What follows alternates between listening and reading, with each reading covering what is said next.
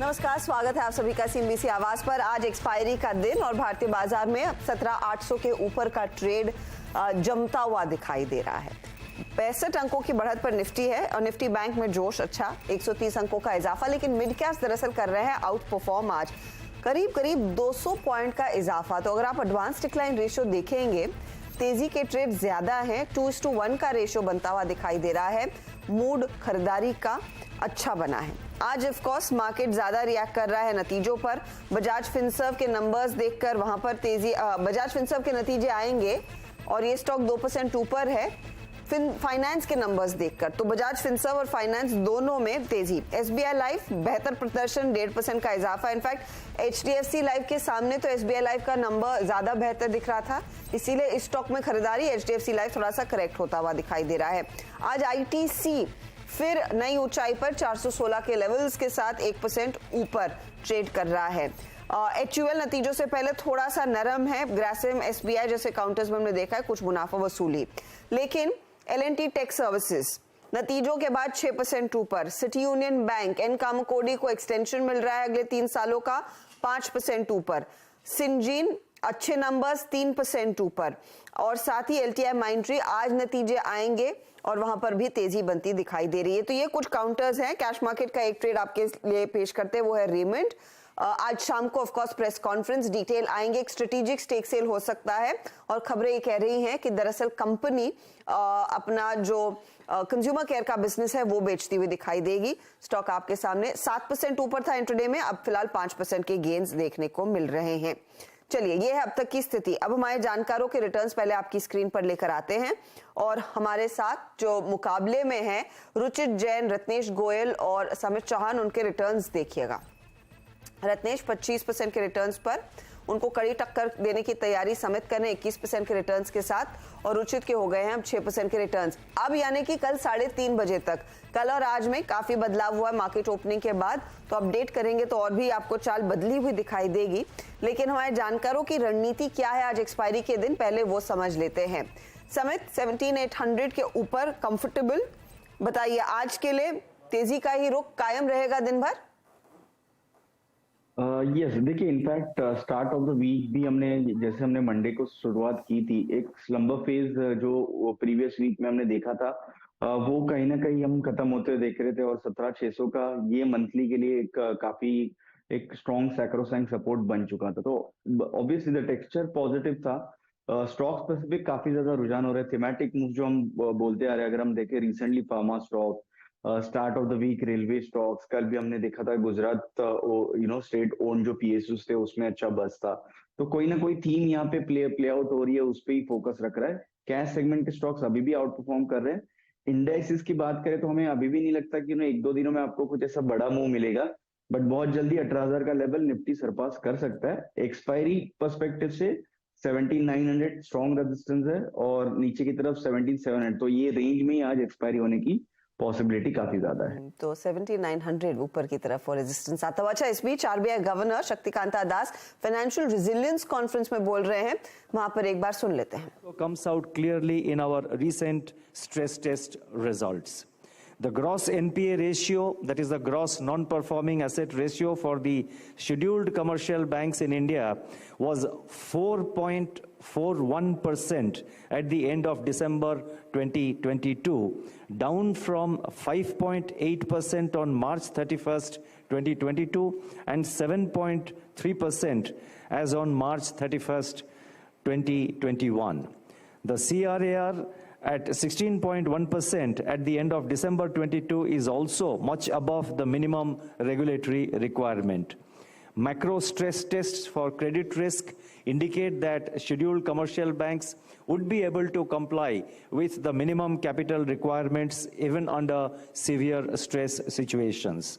Nevertheless, recent events in the banking landscape of the United States and Europe suggest that risks for an individual bank could crop up from segments of its balance sheet which might have been considered relatively safer.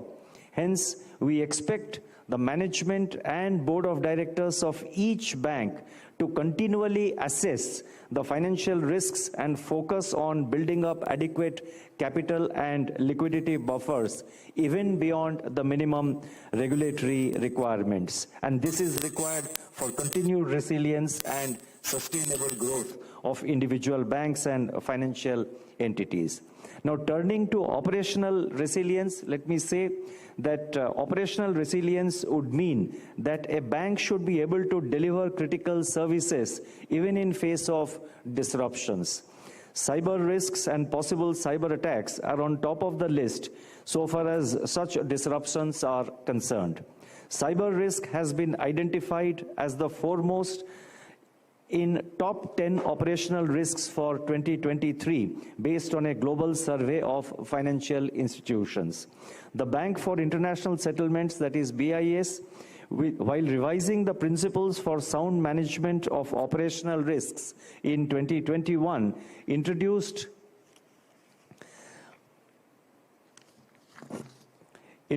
a specific principle on information and communications technology, that is ITC risk management, reflecting the importance of this risk. Robust IT and information security governance would help in increased predictability and reduction of uncertainty in operations, minimize losses from information security related incidents, and enhance operational resilience. Given the extensive level of outsourcing being done by the banks and by other financial entities, there is even greater need for ensuring that effective policies and practices are put in place in this regard. तो RBI governor कुछ साफ कहते हुए कि देखिए US banking संकट के बीच भारतीय बैंक्स के जो सिस्टम्स है वो काफी मजबूत है। उन्होंने हालांकि इस बीच आगाह किया है कि बैंकों को इस समय फोकस इस बात पर करना है कि कैपिटल और लिक्विडिटी बफर्स को मेंटेन करें। जो आरबीआई की गाइडलाइन है उससे ज्यादा लिक्विडिटी बफर रहेगा तो और भी कंफर्ट देखने को मिलेगा। वैसे एसेट क्वालिटी में काफी सुधार देखा गया है पिछले 3-4 क्वार्टर्स में, और ऑफ कोर्स Q4 में हम देख ही रहे हैं कि सिचुएशन और इंप्रूव ही हो रही है जब बैंक्स अपने नतीजे पेश कर रहे हैं। चलिए अब फोकस करते हैं कि आज का ट्रेड हमारे जानकार क्या लेंगे। तो एक रेंज की बात समित ने की, सीधे ट्रेड्स में उतरते हैं। पहले लेकर आइएगा आप रुचित का पोर्टफोलियो, और वहां पर अगर आप ध्यान दें तो रुचित ने सबसे पहले तो 6% के कल तक रिटर्न्स कमाए हैं। इनका NHPC खूब चला, 12% के रिटर्न्स इसी में बनते दिखाई दिए। इन्होंने जमुना ऑटो दिया था और मिग वेल्ड एंड मशीन्स को जोड़ा था। अब रुचित बताइए आपका नया ट्रेड क्या रहेगा? वेरी गुड मॉर्निंग अर्षदा जी। सर आज का जो एक ट्रेड में अभी ऐड करूंगा वो है मास्टेक, जहाँ पे with in the mid cap IT पे रिसेंटली रिजल्ट्स के बाद स्टॉक में काफी अच्छा एक अपमूव हमने देखा था। अपमूव के बाद थोड़ा प्राइस करेक्शन आया और स्टॉक फिर से अपने सपोर्ट के आसपास ट्रेड कर रहा है। तो 1722 के आसपास अभी ट्रेड कर रहा है। करंट लेवल्स पे 1680 के स्टॉप लॉस से स्टॉक में खरीदारी की सलाह है। 1820 के टारगेट्स के लिए 1820 के टारगेट के लिए मौका मैस्टेक में। और हम देख रहे हैं मिड कैप आईटी के जो नतीजे हैं, कमेंट्री है वो बेहतर है, इसीलिए तेजी का ट्रेड लेकर चले। बाय साइड का ट्रेड है, 1680 का स्टॉप लॉस लगाएंगे। ये है मैस्टेक की बात। अब आते हैं रत्नेश के पोर्टफोलियो पर, और रत्नेश लार्जली आउट परफॉर्म करते दिखाई दे रहे हैं। इनका लेमन ट्री कल इन्होंने बुक किया और सीसीएल प्रोडक्ट्स जोड़ा था उसको भी बुक कर लिया। रत्नेश आज क्या लेकर आए हैं आप? डेफिनेटली केस स्टॉक पे रहेगा। मैं टाटा एलेक्सी के साथ जाना चाहूंगा। मुझे ऐसा लगता है कि फॉर्मेशन बनता हुआ दिख रहा है। यहाँ पे वॉल्यूम एक्टिविटी अच्छी दिख रही है। 6350 का स्टॉप लॉस रहेगा। मुझे लगता है 6800 तक आने वाले दिनों में हमको देखने को मिल सकते हैं। Sorry I miss the target. 6350 का स्टॉप लॉस और टारगेट क्या है? 6800 के टारगेट के लिए खरीदारी आप करके चलेंगे।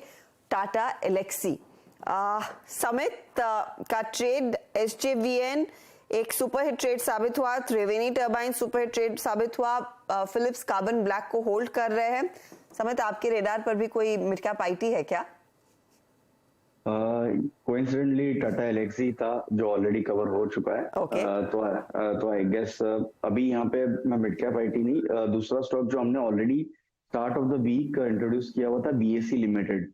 ये 482 के आसपास रिकमेंड किया था। कल इसमें 508 के आसपास हमने प्रॉफिट बुक किए थे, बट जो पोजिशनल टारगेट हमने 540 के दिए थे वो अभी भी इंटैक्ट है, इनफैक्ट उसको हम अभी रिवाइज कर सकते हैं।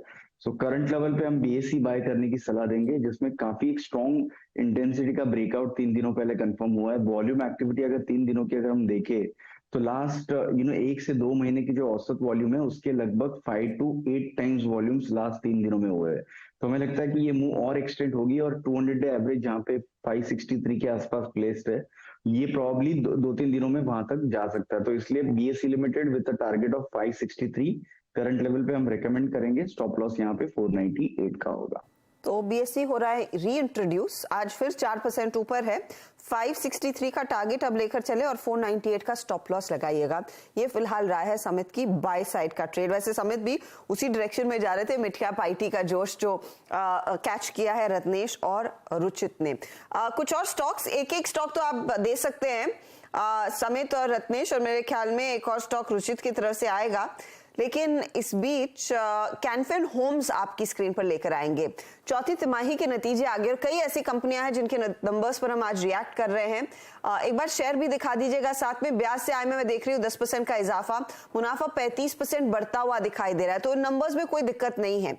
लेकिन एनआईएम स्थिर है, 3.37 के आसपास से आते हुए दिखाई दिए हैं। एसेट क्वालिटी में भी सुधार देखने को मिला है। हालांकि जो लोन बांटने की संख्या है उसमें इस क्वार्टर में थोड़ी सी कमी देखी गई। स्टॉक आपके सामने शांत ट्रेड कर रहा है। मेरे साथ इसी पर और डिटेल्स देने के लिए कंपनी के MD and CEO Suresh Iyer है। अय्यर साहब, स्वागत है आपका सीएनबीसी आवाज पर। Thank you. It's been a fairly good quarter, लेकिन ये डिसबर्सल्स में जो थोड़ा सा धीमापन आया है उसके पीछे कोई खास कारण है क्या? हाँ जी, देखिए ये हमारा रेट ऑफ इंटरेस्ट पिछले एक साल में जो 250 बेसिस पॉइंट्स का जो इंक्रीज हुआ है रेपो रेट में, इसकी वजह से लोगों का जो ईएमआई है, इक्वेटेड मंथली इंस्टॉलमेंट, इसमें काफी इंक्रीज है। सो इसकी वजह से जो न्यू बायर्स है वो कुछ सोच में पड़ गए हैं। बट नाउ दैट ये जो रेट ऑफ इंटरेस्ट में जो स्थिरता आई है एंड नाउ चांसेस है कि आगे जाके थोड़ा नीचे भी आ सकता है, इससे ये जो लेटेंट डिमांड है फिर से उभरने की काफी संभावना है।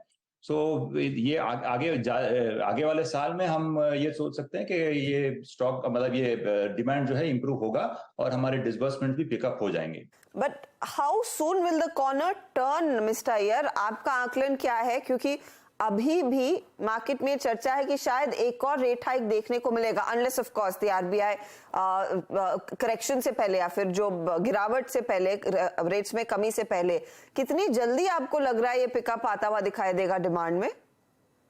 देखिए, फर्स्ट एंड सेकंड क्वार्टर जो है जनरली भी ये हाउसिंग फाइनेंस कंपनीज के थोड़े स्लो क्वार्टर्स हैं एंड इस दौरान जो अगर रेट एक हाइक जो हम एक्सपेक्ट कर रहे हैं वो हो भी जाए तो उसमें इतना इम्पैक्ट नहीं होगा। बट जो थर्ड एंड फोर्थ क्वार्टर है जहां हमें ये रेट रिडक्शन का इम्पैक्ट दिख सकता है, these are the good quarters for housing finance companies. तो वहां जब रेट्स ड्रॉप होंगे तो उस टाइम डिमांड अच्छा पिकअप होगा। At least for the first and second quarter which are slow quarters, उसमें थोड़ा धीमा रहेगा बट आगे जाके पिकअप हो जाएगा। सेकेंड हाफ में आप अज्यूम कर रहे हैं या फिर उम्मीद कर रहे हैं कि डिसबर्समेंट्स में इजाफा, डिमांड में बेहतरी आती हुई दिखाई देगी। मिस्टर अय्यर, मैं देख रही हूँ आपके मार्जिन्स जो है quarter on quarter this is not much of a change, 3.47 से 3.37 पर आए तो 10 बेसिस पॉइंट की कमी देखने को मिली है। बट अगर इसे पिछले 7 क्वार्टर्स में देखें, this is perhaps the lowest margin that you have perhaps clocked in. क्या वजह है इसकी and is there any scope of improvement in margins? हाँ जी, सो हमारे जो लायबिलिटी साइड पे जो बोरोइंग्स है वो सारे बोरोइंग्स में इमीडिएट इम्पैक्ट हमें देखने को मिला है because of the repo increase. तो सारे लेंडर्स ने हमें पास ऑन कर दिए है, लेकिन हमारे जो एसेट साइड पे जो लोन्स है वो रीसेट क्लॉज के हिसाब से आगे बढ़ते जाएंगे। सो अभी हमारे 60% बुक ऐसा है जिसमें अभी तक 100% पास ऑन हुआ नहीं है रेट इंक्रीज। सो आगे के 2 क्वार्टर्स में जब ये रेट इंक्रीज पास ऑन होगा तो we will see the impact. इसलिए this was probably the lowest NIM margin जो देखने को मिला है। इनफैक्ट Q4 में जो मार्च का क्वार्टर रहा है उसमें हमारे स्प्रेड में थोड़ा सा इंप्रूवमेंट दिखा है बिकॉज वो 10,000 करोड़ ऑफ द बुक में हमें ये रेट बेनिफिट जो रेट इंक्रीज जो है वो हमने पास ऑन किया है रीसेट क्लॉज के हिसाब से। सो आगे के जाने 2 क्वार्टर्स में जब ये 100% इम्पैक्ट पास ऑन हो जाएगा तो ये एनआईएम इसमें थोड़ा इंप्रूवमेंट दिख सकता है। Fair enough. मैं एसेट क्वालिटी आपकी देख रही हूँ, उसमें डेफिनेटली सुधार देखने को मिला है, लेकिन जो आप डिसबर्समेंट्स की बात कर रहे थे वहां पर कमी देखने को मिली है, all courtesy to the rate hikes. Sir, दूसरी तरफ अगर इस पिक्चर को दूसरी तरफ रियल एस्टेट डिमांड की तरफ से देखें तो realty companies aren't really complaining of any slow down in demand.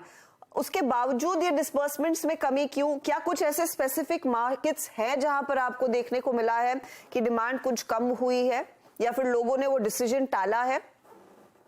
नहीं, देखिए, ये जो आप कह रहे हैं डिमांड तो है, but demand compare to the previous quarters थोड़ा कम हुआ है। इवन एसबीआई का जो नैरेटिव था उसमें भी आप ये होगा, आपने देखा होगा कि ये दे हैव आल्सो एस्टिमेटेड कि डिमांड में थोड़ा कमी देखने को मिली है। सेम वे आप देखिए तो इवन इकरा और रेटिंग एजेंसीज ने जो डिमांड फॉर FY23 जो दिया है उसमें भी दे हैव एस्टिमेटेड कि थोड़ा डिमांड में स्लो डाउन रहेगा। एंड आपको पता हो, ये जो CLSS स्कीम है जिसकी वजह से अफोर्डेबल हाउसिंग फाइनेंस कंपनीज में काफी सप्लाई साइड पे सप्लाई आया था, वो थोड़ा कम हुआ है बिकॉज CLSS स्कीम बंद हो गया है। सो अभी ये जो चलते जो स्टॉक है बाकी वो निकल रहा है, बट जैसे ये खत्म होगा द न्यू स्टॉक जो आएगा वो उसमें थोड़ा टाइम लगेगा। So that is the reason थोड़ा डिमांड एज वेल एज इसमें स्लो डाउन हुआ है। Okay, I get your point. Mister Iyer, final सवाल आपसे, FY24 के लिए औसतन किस तरह की लोन ग्रोथ आप एंटिसिपेट कर रहे हैं रहेगी? इस साल हमारा जो लोन बुक ग्रोथ है वो अराउंड 18% रहा है, and next year also 18 to 20%। हम वी आर क्वाइट कॉन्फिडेंट कि ये हम मेंटेन कर पाएंगे। बहुत बहुत शुक्रिया and all the very best sir for the coming quarters. तो इस क्वार्टर में थोड़ा सा दबाव डिसबर्समेंट्स में देखने को मिला, लेकिन कंपनी का मैनेजमेंट साफ कह रहा है कि सेकेंड हाफ ऑफ FY24 जैसे जैसे रेट्स स्थिर हो जाएंगे या गिरना शुरू हो जाएंगे उसमें पिकअप देखने को मिलेगा। यह है फिलहाल आपके लिए कैन फिन होम्स का शेयर 0.38% तक की बढ़त दिखा रहा है, और FY24 के लिए साफ राय है 18 to 20% तक की ग्रोथ देखने को मिल सकती है लोन बुक में। लेंगे इस मोड पर एक ब्रेक। एक स्टॉक शायद हमारे जानकार और जोड़ सकते हैं, उनसे चेक लेंगे और ऑफ कोर्स एक रिकैप भी आपके लिए लेकर आएंगे ब्रेक के बाद।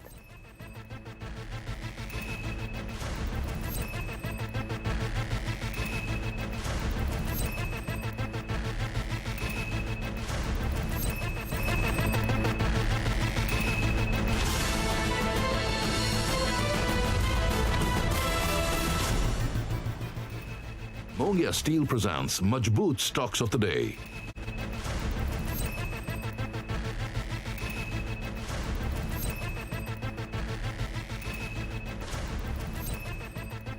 SBI होम लोन्स के साथ 100% खुशियां, 0% प्रोसेसिंग फी, होम लोन 8.50% की दर से। कॉल कीजिए 1800112018। लॉग इन कीजिए homeloans.sbi पर।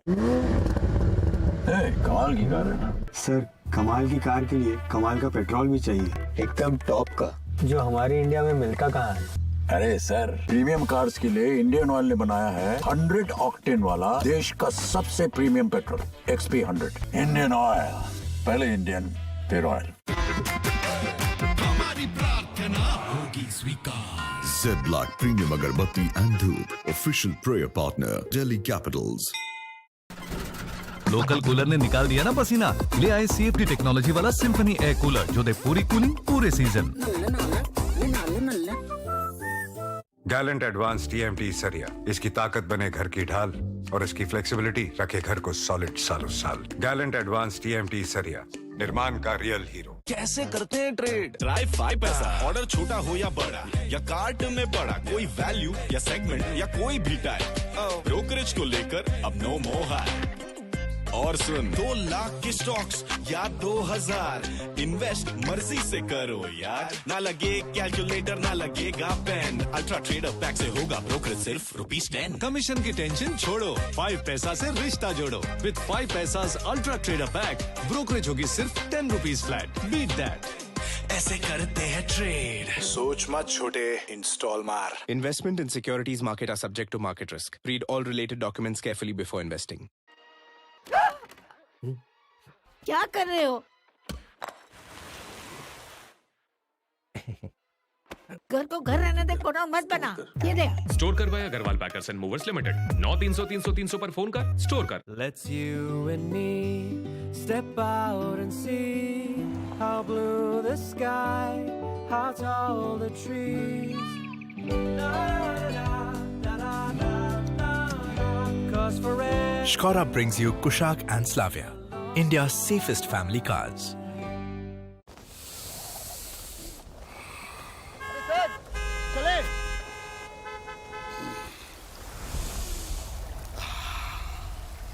चले मामा जी घर चले चले चले चले सांस भी नहीं लेने दी यार। साफ हवा एंजॉय करने के लिए अब कहीं और क्यों चले, घर पे ही रुके। वोल्टास का नया pure air adjustable AC with HEPA filter, ये जर्म्स और पोल्यूटेंट्स को फिल्टर करे और दे साफ ठंडी हवा 6 एडजस्टेबल टनेज मोड्स में। तो हवा और सेविंग्स दोनों टन-टनाटन। The colors of an Italian summer. Brought to you by Zodiac.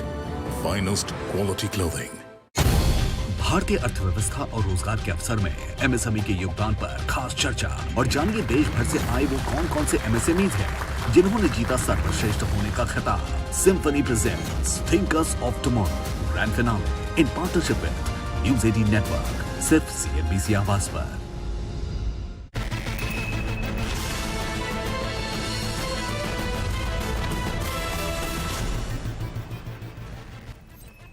अब देख रहे हैं खिलाड़ी नंबर 1। हमारे जानकारों के पोर्टफोलियो में कुछ जगह खाली है। अब रत्नेश, टाटा एलेक्सी के साथ दूसरा ट्रेड आइडेंटिफाइड है? मैं थोड़ा सा वेट करके सेकेंड हाफ में देना चाहूंगा। आइडेंटिफाई तो है trade, but let's see how the pan out उसके बाद। ओके समित, आपने BSE जोड़ा, एक और ट्रेड देंगे? जी हाँ, EPL के साथ जाना चाहेंगे। स्टॉक हालांकि हमने 171.2 के आसपास आइडेंटिफाई किया था, ऑलरेडी थोड़ा बढ़ चुका है, बट नेवरदलेस पोजिशनल ये कॉल होगा 190 के टारगेट के लिए। जो पहले SL प्रोपैक था वो अभी EPL हो गया, तो वो हम करंट लेवल पे बाय करेंगे। ओवरऑल स्टॉक में एक कंसोलिडेशन ब्रेकआउट कंफर्म ऑलरेडी हो चुका है। आज हालांकि अच्छी खासी मूव 5% की ऑलरेडी आ चुकी है, बट ये आगे जाके और एक्सटेंड होगी। 190 के टारगेट होगा, 168 के स्टॉप लॉस से EPL करंट लेवल पे लॉन्ग करने की सलाह रहेगी। 190 का टारगेट, 168 का स्टॉप लॉस लगाकर चले। और रुचित का पोर्टफोलियो मैस्टिक के साथ मदरसन वायरिंग और जमुना ऑटो फुल है।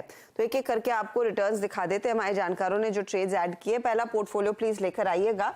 समित ने फिलिप्स कार्बन कैरी किया, 132 का टारगेट, 120 स्टॉप लॉस। BSE री इंट्रोड्यूस किया, 563 का टारगेट, 498 का स्टॉप लॉस। और EPL यानी कि SL प्रोपैक 190 का टारगेट और 168 स्टॉप लॉस है। रिटर्न्स देखिए, फिलिप्स कार्बन नियरली 0.85% के रिटर्न्स दे रहा है। BSE और EPL इस घंटे इनको कुछ जोड़कर नहीं दे रहे हैं। अब आते हैं रत्नेश के पोर्टफोलियो पर। तो रत्नेश ने एक ही ट्रेड जोड़ा है, टाटा एलेक्सी, 6800 का टारगेट, 6350 का स्टॉप लॉस। दूसरा ट्रेड दोपहर में आएगा। टाटा एलेक्सी 0.03% रादर जोड़ कर दे रहा है। रुचित ने ऐड किया मैस्टेक, 1820 का टारगेट, 1680 स्टॉप लॉस है। मदरसन वायरिंग 57 का टारगेट, 50 का स्टॉप लॉस कैरी किया है। जमुना ऑटो भी कैरी किया, 116 का टारगेट, 102.50 का स्टॉप लॉस है। रिटर्न्स देखिए, जमुना तो ड्रैग कर रहा है, 2% इसने खींच लिए हैं, लेकिन मदरसन 2.5% जोड़ रहा है और मैस्टेक 0.02% तक के रिटर्न दिखा रहा है। तो अब देखते हैं स्थिति कैसी है। ये देखिए रिटर्न 25% के आसपास के रिटर्न्स रत्नेश के बने हैं।